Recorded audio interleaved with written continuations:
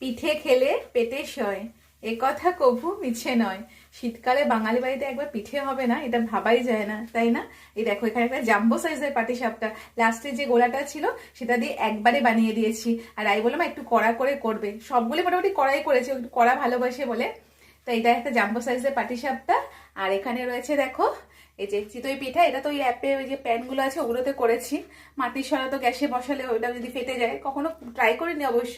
আর এখানে দেখো কয়েকটা পাটিসাপটা না আমি করেছিলাম, দুধে ফেলেছিলাম। দুধটাকে দিয়ে পাটালি গুড় দিয়ে ভালো করে ঘন করে জাল দিয়ে তারপরে দুধে ফেলে একটু ফুটিয়ে বন্ধ করে দিয়েছি। আর এই চিতই পিঠে খাওয়ার জন্য এই যে এই পাতলা গুড়, এটা দিয়ে দারুণ লাগে খেতে। আর এখানে হচ্ছে বাদবাকি পাটিসাপটা।